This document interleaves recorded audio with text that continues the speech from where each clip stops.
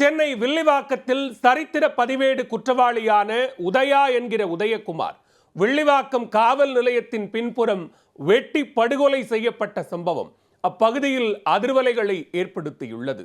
படுகொலை சம்பவத்தின் பின்னணி என்ன? சென்னை வில்லிவாக்கம் அம்பேத்கர் நகரைச் சேர்ந்தவர் உதயா என்கின்ற உதயகுமார்.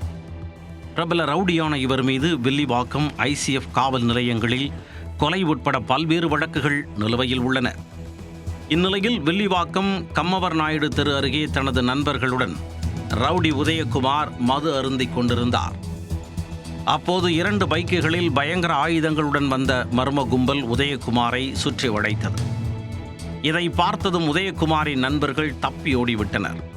உதயகுமாரை சுற்றி வளைத்த கும்பல் அரிவாளால் சரமாரியாக வெட்டி தாக்கியுள்ளது. தலை, கழுத்து உள்ளிட்ட பகுதிகளில் வெட்டுக்காயமடைந்த உதயகுமார் அலறியபடி இரத்த வெள்ளத்தில் சரிந்தார்.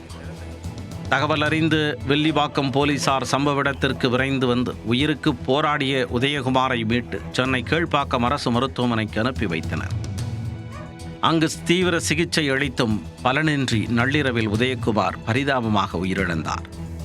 வழக்கு பதிவு செய்த வில்லிவாக்கம் போலீசார் நடத்திய முதற்கட்ட விசாரணையில் பழிக்கு பழியாக கொலை சம்பவம் அரங்கேறியிருப்பது தெரிய வந்துள்ளது. நியூ ஆவடி சாலை அருகே கடந்த 2022ஆம் ஆண்டு வில்லிவாக்கத்தைச் சேர்ந்த சரித்திர பதிவேடு குற்றவாளி டபுள் ரஞ்சித் என்பவர் படுகொலை செய்யப்பட்டார். இக்கொலை வழக்கில் ரவுடி உதயகுமார் முதல் குற்றவாளியாக சேர்க்கப்பட்டு விசாரணை நடைபெற்று வந்தது. சமீபத்தில்தான் சிறையில் இருந்து ஜாமீனில் வெளிவந்தார்.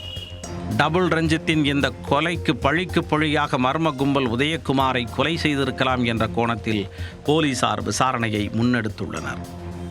சந்தேகத்தின் பேரில் 2 பேரை பிடித்த போலீசார் அவர்களை காவல் நிலையம் கொண்டு வந்து விசாரித்து வருகின்றனர்.